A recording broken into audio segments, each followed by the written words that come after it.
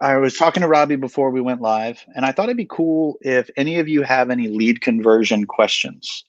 Um, Maybe one of you guys can just comment on this video and just say like maybe an objection, maybe um, because I think it'll relate to today's topic. It'll segue nicely, and you're going to get a little bit of live help from one of us. So you or your agents that have been calling leads, have any of you that are listening right now ever had any trouble with a specific scenario? And if they don't have any, Barry, I think I agree. I think I'm excited because this one, Masterclass number 4, is all about challenging their thinking. And the whole point of challenging somebody's thinking is honestly pushing back or learning more about an objection. So I'm excited to talk about that. And if they don't have any, we can definitely, I think you and I have encountered enough that we can just create our own. Oh, you're muted now, buddy. You're muted. Muted. Let me look. I don't see any. You can hear me, right? Yep, you're good. Yeah, I don't see any comments. So we'll just go ahead and this format, by the way, is so interesting because it's just like, oh, okay, we're gonna go Facebook Live and do this, but that's okay. Yeah. All right, man. So let's get into challenging their thinking. Robbie, you've done a masterful job. Let me just say the first 3 sessions. Like I've mentioned to a few people afterwards, I'm like, gosh, this is really, really good stuff. Appreciate you pouring into the community because I know that, this is if I was to hire you to do 6 sessions on this, you're appropriately not necessarily free.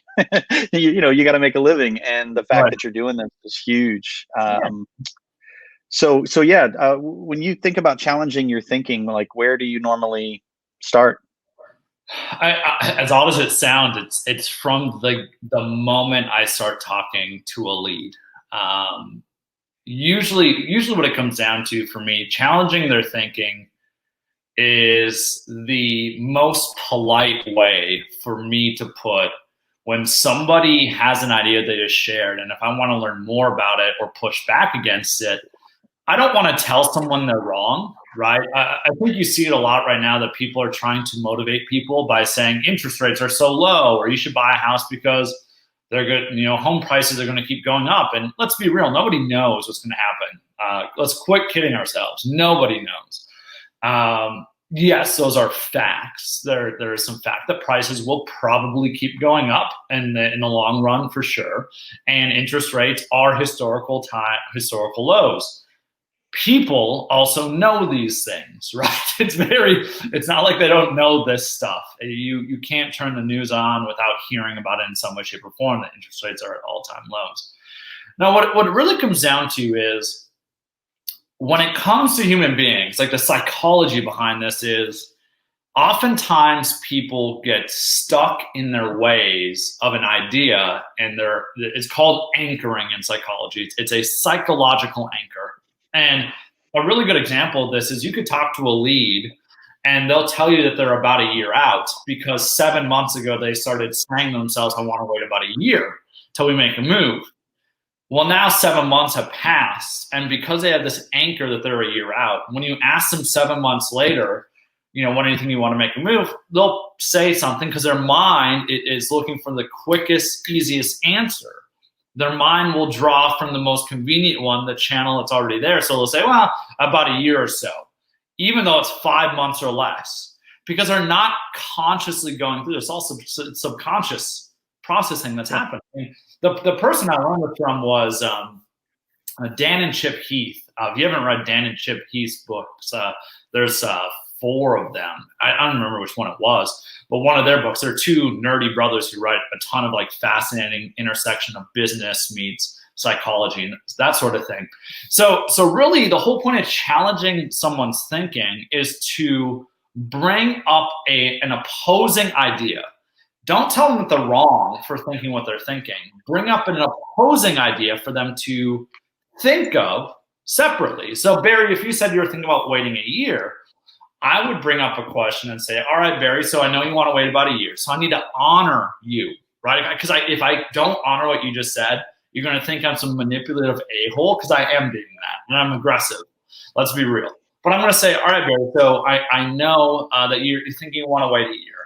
But let's say that ideal home came on the market in the next month or two. Is that something you consider viewing, or would you miss out on that opportunity? Because now they, in their one part of their mind, is viewing something through 1 year out. But now I just said, would you do something essentially now or in the next month?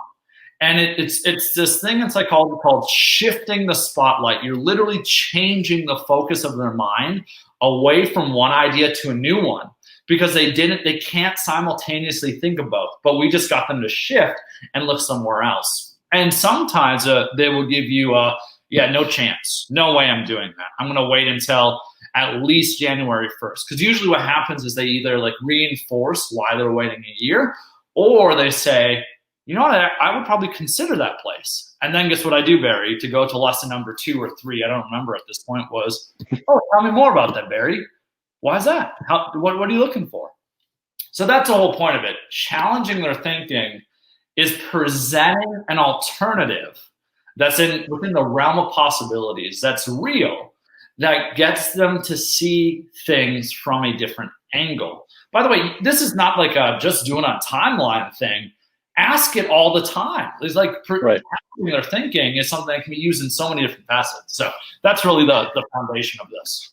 Yeah, and when you think about when you were sharing this, I was thinking about like being an authentic person, and going back to the original name of one of the first teams I started was the Friends in Real Estate team, which we still have.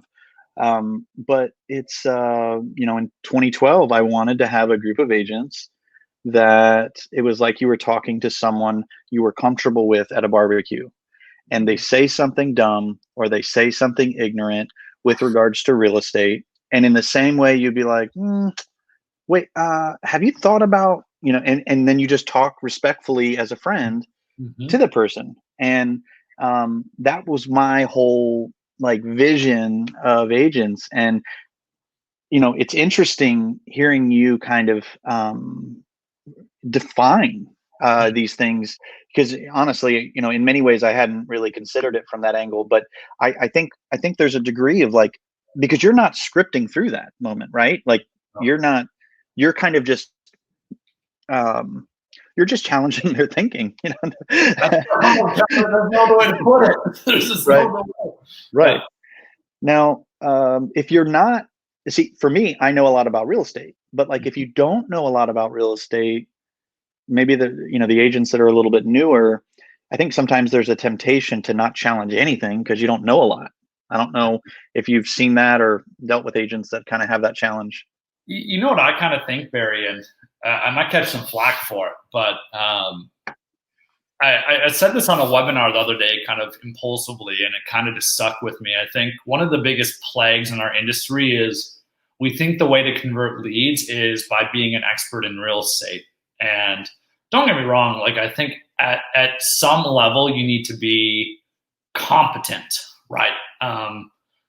But as you all know, there's a lot of incompetent agents selling a lot of homes, unfortunately. So I don't think that's how you convert leads. I don't think it has anything to do with you or your competency. What I think you have to shift your expertise away from is not being an expert on real estate. In your conversations, you need to become an expert on them. And that shift needs to happen. And we've talked about how it's simple things like finding out what's already influencing them. It's getting an understanding of their thinking. Like one of my greatest things that I love is honestly I'm fascinated with why someone thinks something. And I'll literally say, well, Barry, why do you think that? Help me understand that. And some people say why questions can be dangerous. And they can be if you're asking it in a judgmental tone.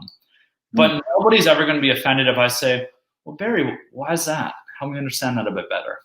Nobody's ever being a judgmental, I guess, for lack of a better term, a-hole. No, I'm just being a curious friend in that moment, trying to understand where you're coming from and what you're thinking. So for me, it all comes down to you becoming an expert on them. The funny thing is, when I was in the game of being a lead converter, before I became this lead conversion coach, whatever the heck that means, when I was doing it, dude, I don't know anything about real estate, like literally nothing, outside the fact that 92 to 95% of agents are they probably shouldn't have jobs. And a lot of times what they do, they treat people poorly. They're not good at service. And that's honestly what motivated me to have a lot of the confidence of my team, even on our worst days, was exponentially better than most people on their best days in this game, because we're responsive, we're good people. I mean, there's a whole list of things, right, of why our team was really great. And that's what motivated me. But I didn't know anything about real estate. Out of all the appointments I've ever set, all the people I teed up, granted, I was teeing things up and handing it over to my agents, who then would actually have a lot of these conversations as well. They would carry these conversations on when we would meet, to build more trust and rapport with those people. What I've come to realize is your real estate expertise is secondary to you being an expert on them. It is absolutely secondary, because they don't care about how great you are, your statistics, how many homes you sell. None of that matters unless they feel like you care about them, like you're putting them first.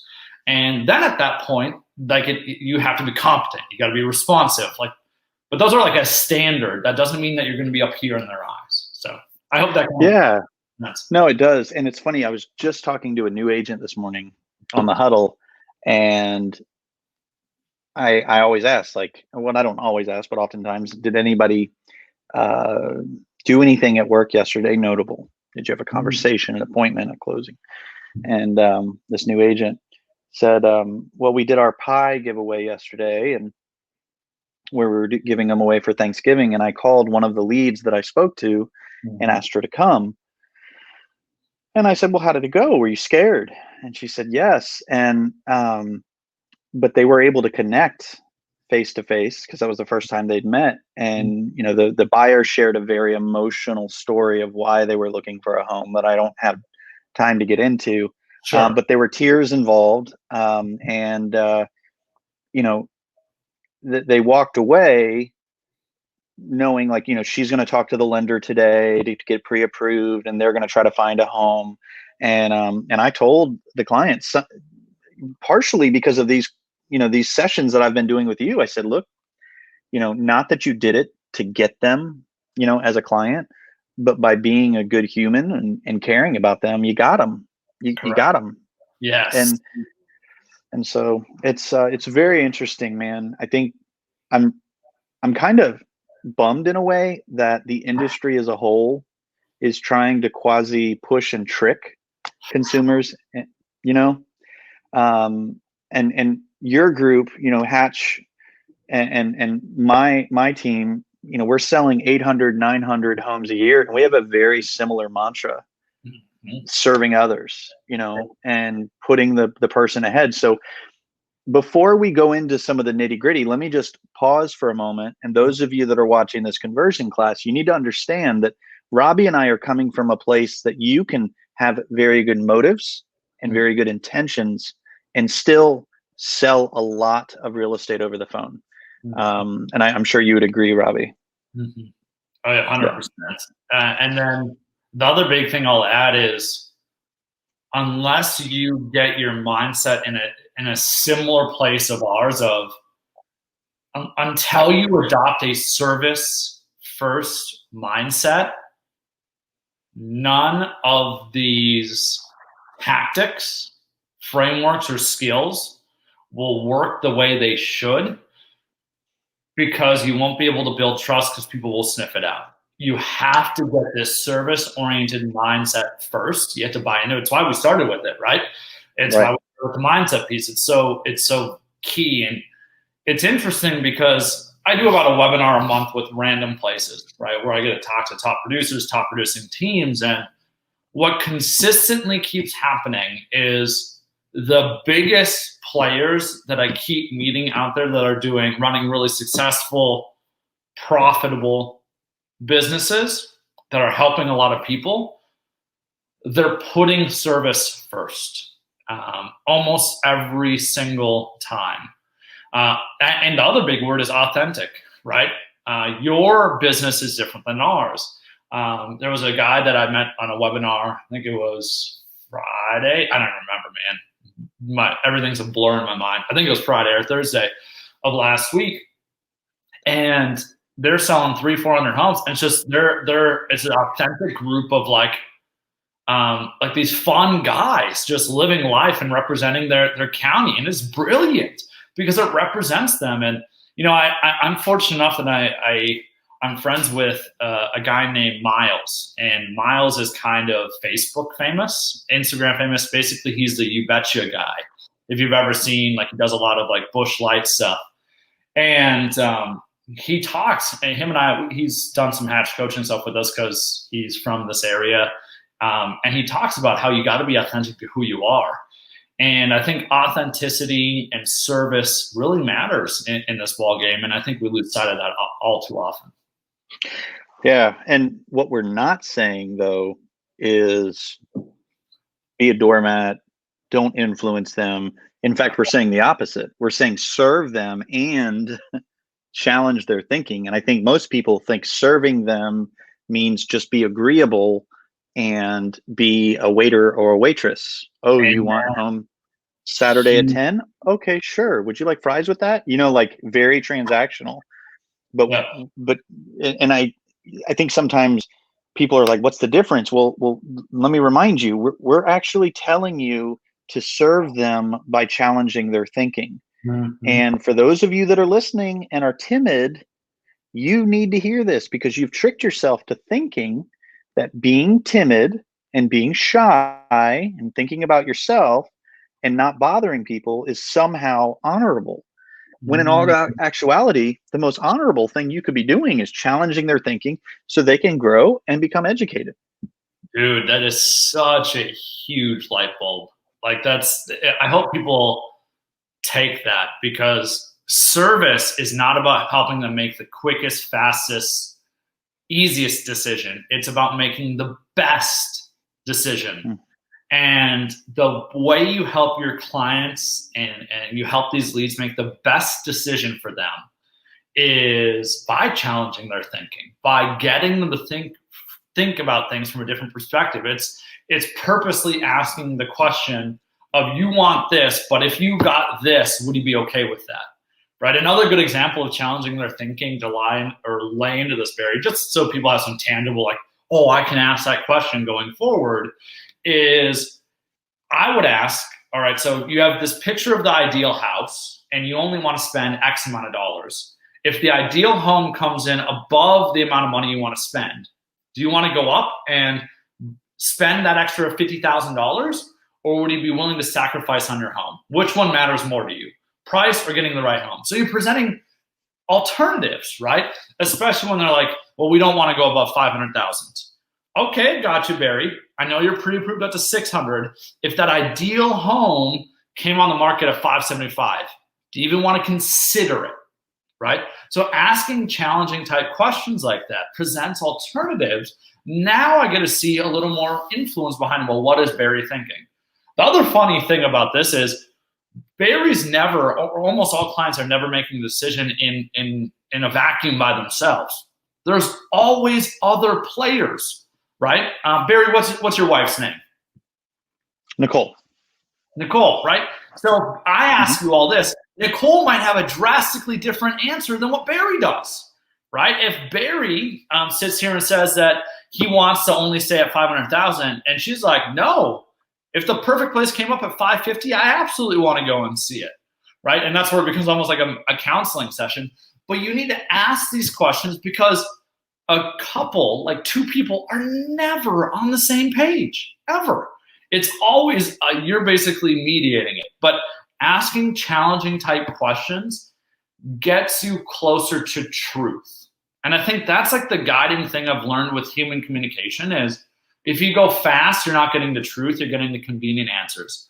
If you go a little bit slower, you get closer to truth. Truth is where you help people make better decisions. Better decisions is where you build a book of business where people adore you and love you because you gave them that wow service that we're pushing you all towards in providing to your clients. So just another couple thoughts on that. So good. So good.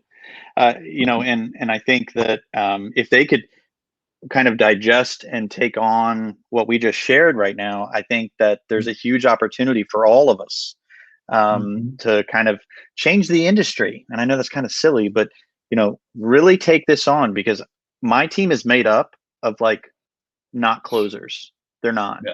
Like, they're just really good people that I've trained to care themselves. They care enough to have awkward conversations and passionately invest in them. And that's Mhm. why, you know, they'll start brand new. They'll get only leads from me for 2 years, and then it pops, and all their past clients are referring them business because they all love them, Right. and it happens over and over and over again. So anyway, let's keep going, dude. Let's keep talking about challenging their thinking. What are some other things that we should consider around this subject? Yeah. So another one. So let's talk FISBOs, right, for a moment. Going down the FISBO route, because obviously that's not a lead source that we pay for, but and frankly, FISBOs are it's just a really prime example of what you can do to challenge somebody's thinking that is of a totally different mindset. So let's talk about just truths when it comes to for sale by owners. 99.9% of the time, it's a lawyer, accountant, something along those I guess you could say that path, and they're always DCs. Every single time they're a DC personality. I've never once in my life seen a FISBO that wasn't a DC for some dang reason. Now, the thing that I found is when I want to convert a for sale by owner, when I reached out, the ultimate question I want to ask them after they tell me about what they're hoping to do is I want to find out, well, what is your backup plan? And I think that's another thing you need to do is you can challenge somebody's thinking, not by making a statement, but by asking a question. Like, well, you know, obviously, very ideally, you'd sell your home yourself at about $200,000. But let's say that doesn't work out. Barry, what's your backup plan? And what I'll say all the time, Barry, is I will intentionally ask questions to get them thinking of like, oh my gosh, there's a flaw. There's a hole here in my logic. And here's the interesting thing. Guess what almost always happens if you ask a FISBO what their backup plan is? What's that? I hadn't thought of that yet. I don't know. And if you can get a DC to say, I don't know, I haven't thought of that yet, you've just won over that person because they're an analytical thinker, because you're asking a question that's getting them to think more deeply about something than they were doing. Even if they decide not to go with you. Now, of course, your goal there is, well, we could have a conversation about creating that backup plan in case this doesn't work out the way you want it to. And every single time, it almost always works out. So I think what people need to realize is challenging their thinking is just asking those questions that maybe you've been afraid to ask. If somebody says they're already pre-approved, another way to challenge their thinking is, you know, are you open to maybe getting a second opinion regarding your pre-approval? Guess what 90% of people will say to that? Yeah, why not? Because here's the thing is, nobody has a relationship. Well, I shouldn't say nobody. 90% of people don't have a relationship with their lender. They don't. Right. They don't really care. They just got pre-approved for that person. Right. And they would definitely potentially go with someone else if the rates were a little more competitive. But if I've learned anything, I don't tell other people what to go and do. I ask questions that makes it apparent, hey, there might be a better way to do this if you'd be interested.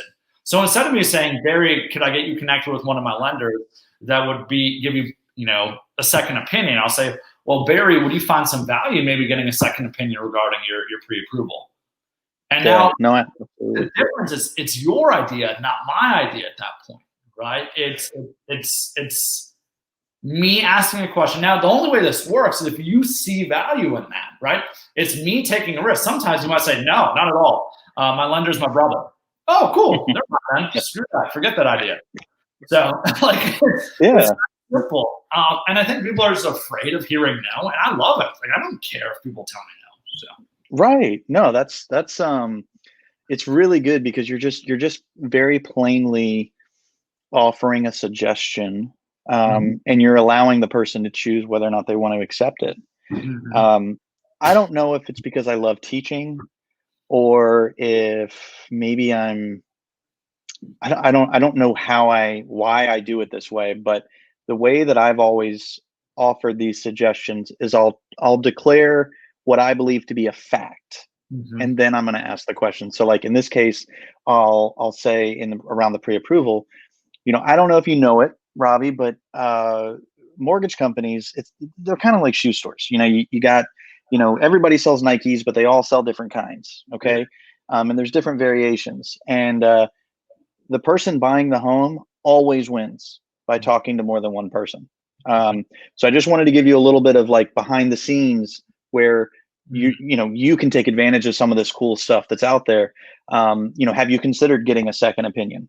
And so it's like I say it, and then I just ask whether or not they want to do it, which if you don't do it right, I get it. It could be kind of pushy, but at the same time, like if I know a secret, if I know like that cool, insider information, I want them to hear about it. You know what I mean?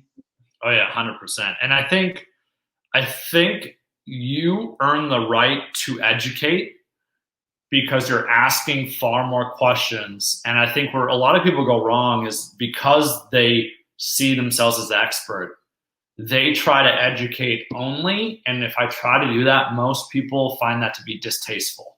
They do not like it. Now, if you layer in education points, right, throughout a conversation, that's a big deal. One of my favorite education points is regarding how long it actually takes to buy or sell real estate. There's this misconception of I can buy a home today and beat it in a week or a month. And unless you have straight cash, homie, you ain't doing that. It's not gonna roll that way. That's a adage to my boy Randy Boss from back in the day.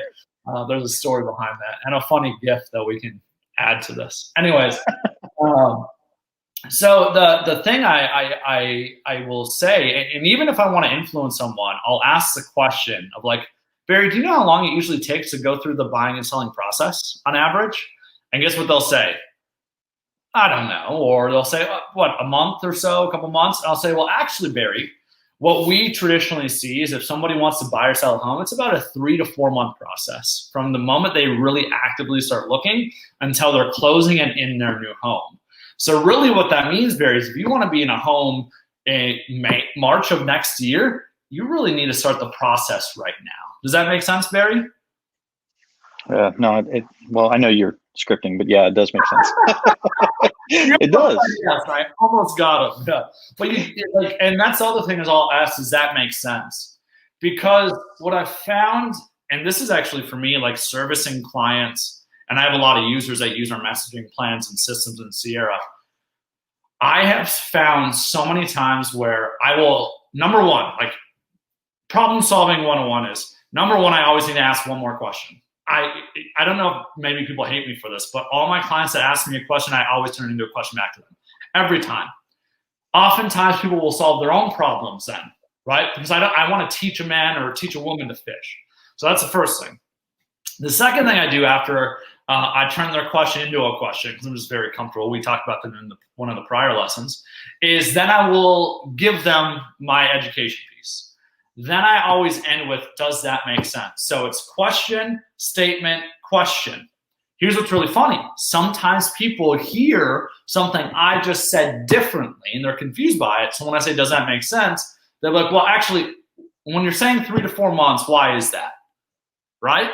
So then I'm like, well, so here's typically what happens is usually a buyer takes about a month or two to find the right home, to write an offer on the home, get it accepted.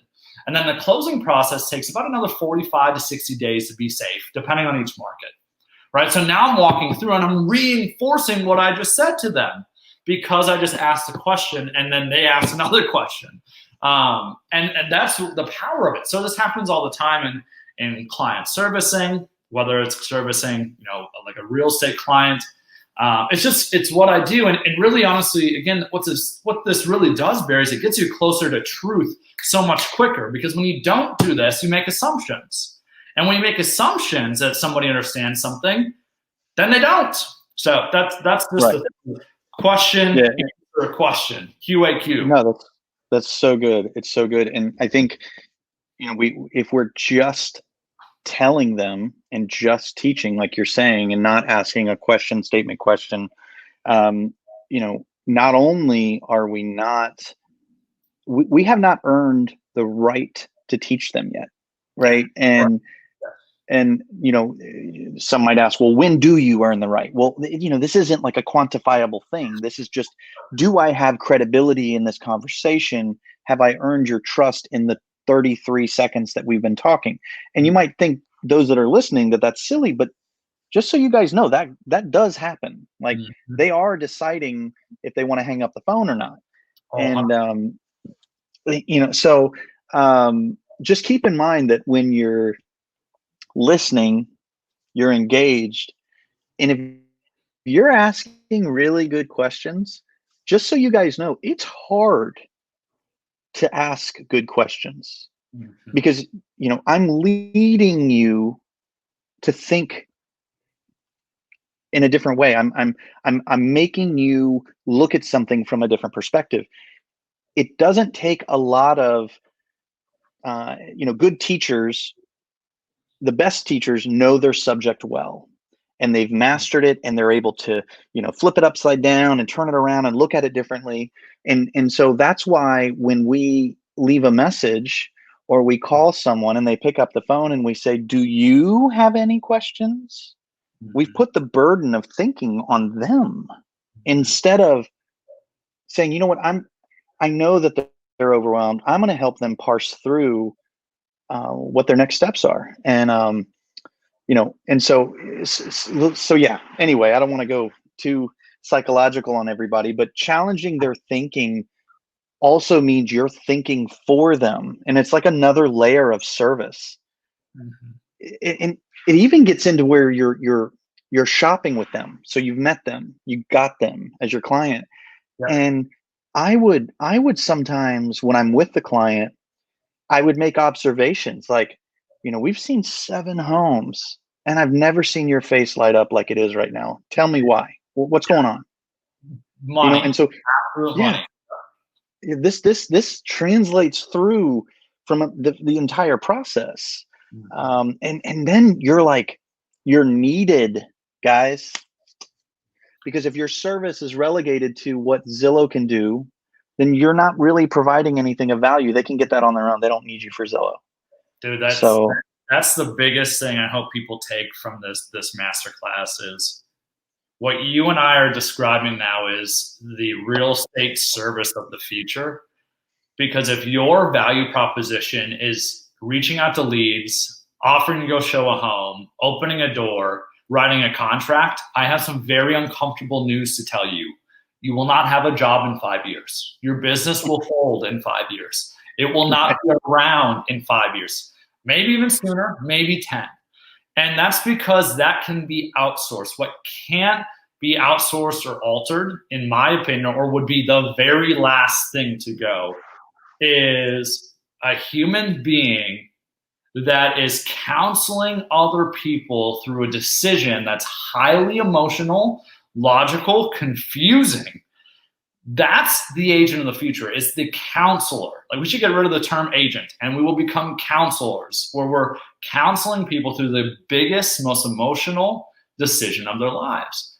That is an incredibly more difficult thing for Zillow or anybody else to go and replace. It's really tough for them to go and do. I think people will always need a validator to help process these ideas. Because that's really what all this is. Whether we're talking emotions or thoughts, it's just human beings have these ideas going around in their mind. You're having a conversation that's helping them sort through a lot of these ideas.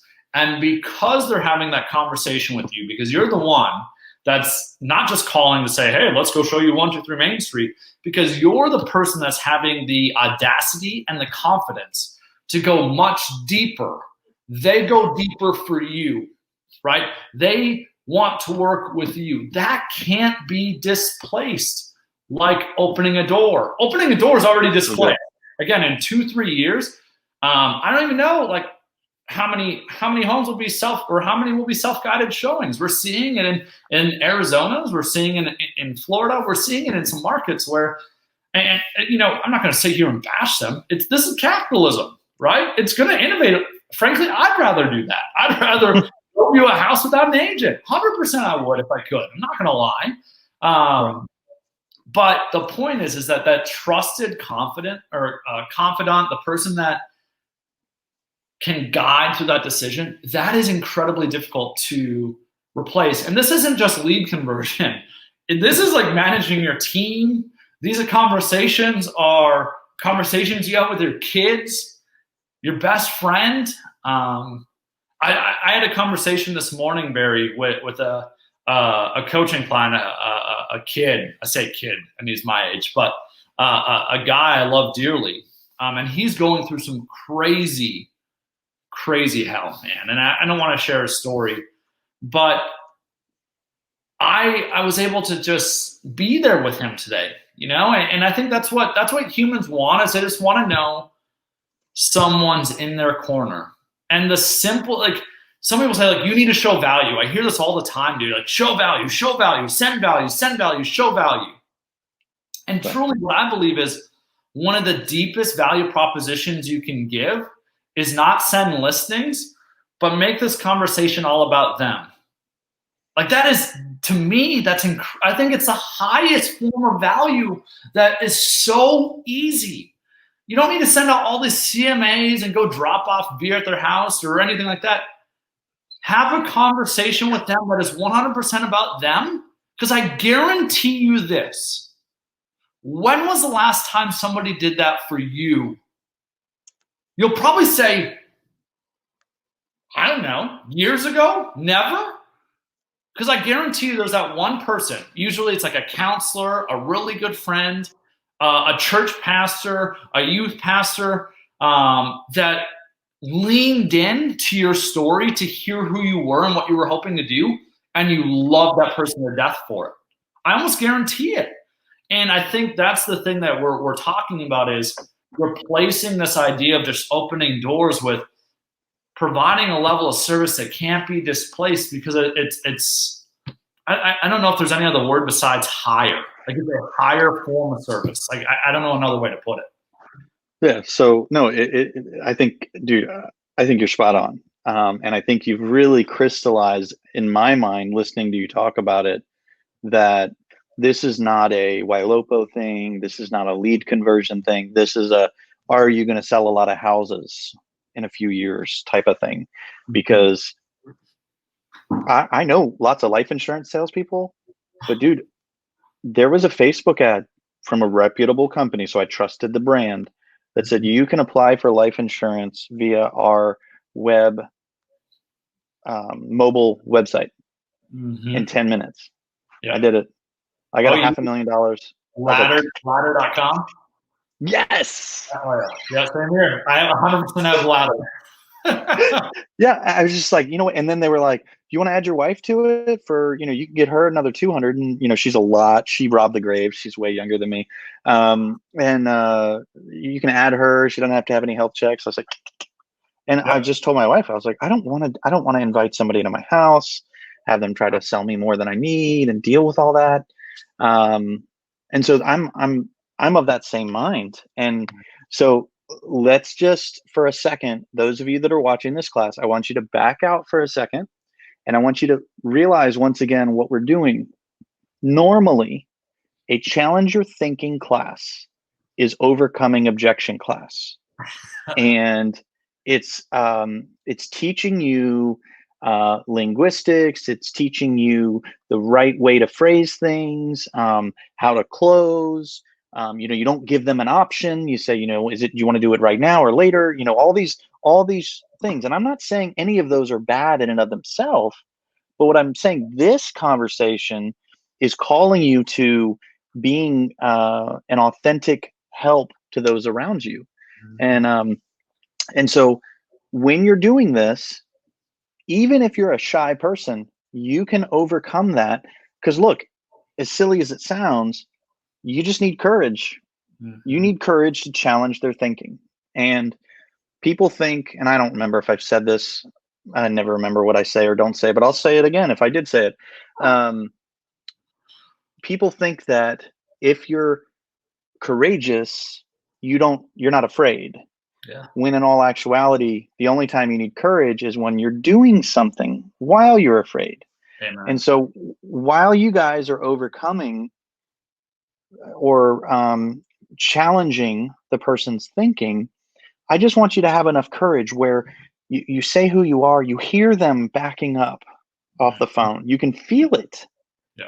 They don't know what they want. They don't think that you're a relevant person to speak with right now. Mm-hmm. And then you have to challenge their thinking in step one. Yeah. I'm a relevant person to talk to. Oh. Now, you can't say it that way, obviously, because they don't know who you are. That'd be kind of weird. But by handling the conversation in the right way, you are going to find yourself creating that whole value topic. As I said, I remember saying this last week, people pay therapists hundreds of dollars an hour to ask them questions for self-discovery. You know, like that's what therapy is. Yeah. What's that? They find value in it, right? They don't send them a list of resources afterwards. They find value in that conversation. First time my wife and I went to a marriage counselor, I've been married for 16 years, and my wife was 18 when I married her. Sure. And I was 23. Sure. And you think about 18-year-old, 22, 27, 30, 33, there's a lot of changes there, right? And so part of marriage is adapting and growing together. And so we were working on some different topics. And I remember leaving therapy and I looked at my wife and I said, this is amazing. I want to go again. Can we go again, please? Because like, I'm not in touch with how I feel very often. I'm not very self-aware. And I am with somebody that's like making me aware of what's going on by asking me questions and forcing me to think. And so we take that mindset into these sales calls. And when the person says, I'm just browsing, we won't fall like a house of cards. We'll say, okay, great. That's exciting that you're browsing. So what are you hoping to change about where you live right now? Yeah. Just keep it going. It's really that simple, man. Like that's the simplest one is like when someone says they're just looking, or I'm just kind of looking for fun, or I was just kind of curious. So many people give up there. And I always say, don't give up until you get a firm no 3 times. I'm not saying tell them that they're wrong. Obviously you got to do it tactfully. Right. If you just tell people they're wrong, you will piss people off. But nobody wants to be told they're wrong. I will honor it. And okay, Barry, you're just kind of looking for fun. What had you looking for fun? Honestly, it's like the best question in the world. And what they'll do, it will shock the heck out of you. They're like, wow, I'm just kind of getting a feel for things or something. They'll give you like a little crack. I'm like, oh, great, getting a feel for what? Well, we're thinking about buying a home in about a year. Oh, great, why is that? Like it's truly that simple with humans. Like they're processing with you. It's again, the story changes. And like we need to just recognize this. People are afraid of you. Like I know we've talked about it before, but these people are afraid of you, not because of you, not because you're bad. Your heart can be in the right place, your energy can be in the right place. And these people could still think ill of you.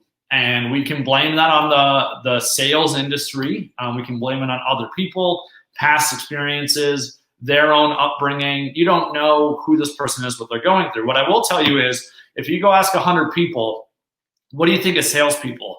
How many of them do you think there are going to say, oh, they're great, outstanding citizens who are incredible, genuine, open-minded? No, they're going to say, salesy, slick, disgusting, manipulative, right? This has been proven. Dan Pink wrote a whole book about it, that those are the most common words that are used. They don't call us hardworking like they should. They don't call us like gritty, persistent, or persevering. They say we're pushy and manipulative. And that's the hill you're climbing. Like that's who they think you are, no matter who you are when you call. What you're signaling to them is, because I always tell all my clients, don't tell other people who you are, show it, right? One of the worst things you can do is tell someone who you are, because inherently we all are skeptical about anyone that says they're going to do something. We'd rather just see you do it. And don't say you're not going to be salesy. Just don't be salesy. Like it's really that simple in my mind. What's the opposite of being salesy? It's being curious. Like but all the time I hear people like, oh, we're going to over communicate. Don't tell them that. Just communicate with them. Just do it.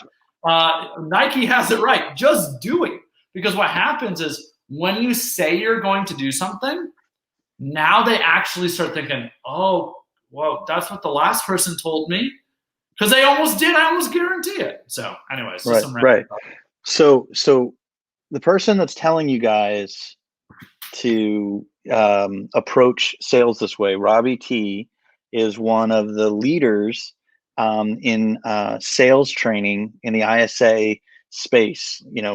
He's innovated in so many different ways. He's written an entire AI messaging plan that adapts to Raya.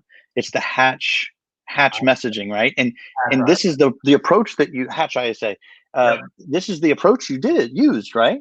Yeah, it's the same stuff. It's just I geeked out and did it deep into it, and it's just little things. It's like when so like a good example is when a lead responds to regular Raya, I'm just looking. Regular Raya responds with, all right, no problem. I think the literal verbiage is, all right, no problem. Let us know how we can help in the future. And when I saw that, I'm like, how many times would I have missed really great opportunities because I wasn't willing to challenge their thinking? So I just literally trained the AI in what I call a soft no. And I worked with the guys that built the AI. I worked with them to understand this. There's a difference between a hard no and a soft no. And then when there's like medium no's, they're kind of confusing. But soft no's are anything just curious, just for fun, just looking, which is probably the most common answer, or one of them. And it instead says, okay, you're just kind of looking for fun, but let's say the ideal property came on the market sometime soon. Is that something you consider viewing, or would you miss out on that opportunity? The funny thing, Barry, is there was one person that signed up for the Hatch ISA, and the AI went off the rails. This is a funny sidebar story. And it went off the rails, man. It was scary. She sent it to me, and it was only one person. I was scared because I thought it was systemic. It was only the one person. What happened was the AI didn't include the transitional phrase. The transitional phrase always, and this is a big deal for you all to hear, you always need to acknowledge what they just said. So, for example, Barry said, I'm just looking. I can't say, if the ideal home came on the market, is that something you consider viewing? Because Barry's like, what the hell's wrong with this guy, right? He's being too direct, too forceful. The AI momentarily, for this one person's account, for some reason, they figured it out later, had a bug where it literally didn't include the simple verbiage, all right, so you're just kind of curious, but let's say, right? So it's that phrasing that connects, okay, you just said you're just kind of looking, so all right, got it, so you're just kind of curious, but let's say the ideal home came on the market. So it's little, as odd as it sounds, it's little subtle things like that where you're honoring. Like your transitional phrasing should honor what somebody just said. Not agree with it, honor it. Honor it means you recognize it. Recognize what they just said in some way, shape, or form. Then you have the permission to ask that next question. The funny thing is when that honoring phrase was out of it, guess how those people responded? They were pissed.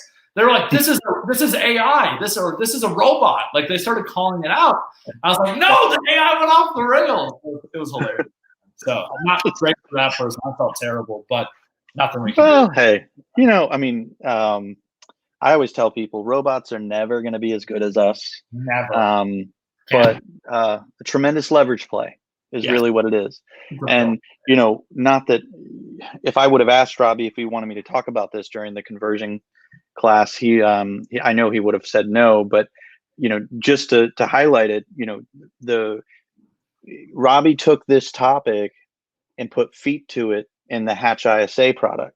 Yeah. And the amount of conversations that turn into appointments went up like it doubled basically. Yeah. I don't remember the exact numbers, but it was like crazy high. Yeah. So, from my perspective, this works. Okay. Like that's the big idea. Now, some of you don't like serving people. Some of you have bigger egos than others. Okay. And so, one of the things that I would say is that with having that mindset of serving, maybe you aren't the most humble person in the world and you're listening to us talk about this and you're like, well, I'm the professional. They need to listen to me. Well, do you want to be right or do you want to be effective? Like, because, it's kind of like when you get in an argument with your spouse, if you're one, you're on the same team. So if you win, you both lose. You know what I mean? Like, so you don't want to fight with the person. And so with a client, you might win the argument, but you lost them, so you lost. And so this is like, I used to tell people, we had a special military program, and I would tell the military folks, and man, they ate this up. And I meant it though. I said, look, I want you to understand something. I said, my numbers speak for themselves, yada, yada, yada. I've been doing this, yada, yada, years. All that being said, I look at you as my commanding officer, and you are a grown up. This is your house, and I'm not going to try to tell you what to do. However, just like you would want somebody under you when you're their commanding officer to tell you what they really think, I promise you that's what I'll do. Yeah. And then I'm going to give you the space to make an educated decision. And man, every single time they were like, okay, where do I sign? Yep. Because what else can you ask for at that point? Because I'm not putting the ego in the way. So hopefully I didn't embarrass you too much, Robbie, talking about it, but I just figured I'd bring it up because I appreciate it, brother. Thank you. Yeah. Yeah, absolutely.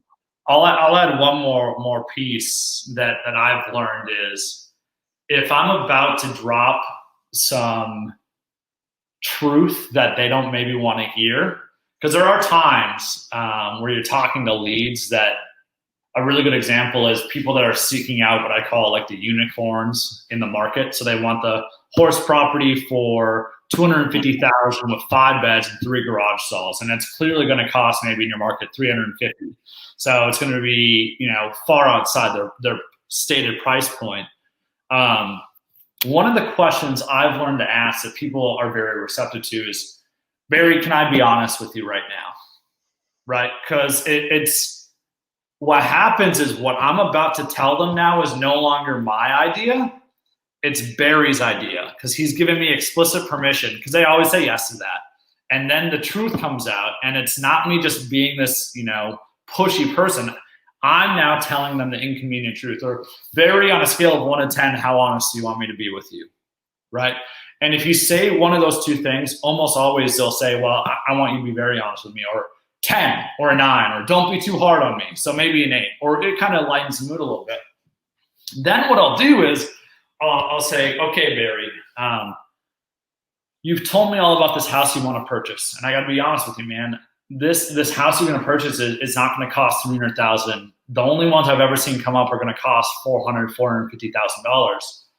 So I got some questions for you. If that ideal home came up like you just described at $450,000, are you, 1, able to even potentially purchase that home, and 2, are you willing to purchase that home even if you're able? And that now gets clarity on, is this person actually going to look for this home, or they want to stay in that price range, or whatever it may be. So I'm going to ask questions like that to get clarity around their situation, because oftentimes one of the things that you all need to be doing is people have conflicting ideas in their minds, right? They want to get the best home possible at the lowest price. Well, that's not going to happen, right? There's always push come to shove in some way, shape, or form. Maybe it's they need to sacrifice on the home. Maybe they need to sacrifice on the location, or sacrifice on the price. And I'm just going to ask those questions of which one matters most to you.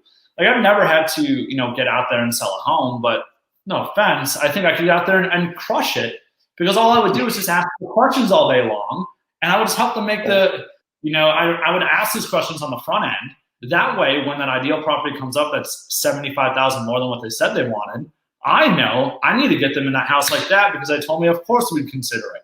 And we're able to purchase it. Where a lot of people don't even ask those questions, and they just go show 85 different homes, even though they maybe said, no, we don't want to spend that money. So, yeah, you would be an incredible, I don't think you want to be an agent. I mean, not that there's anything wrong with being an agent, but you'd be very, very good at it, because the hard part is talking to them when they don't know us yet. That's the hard part.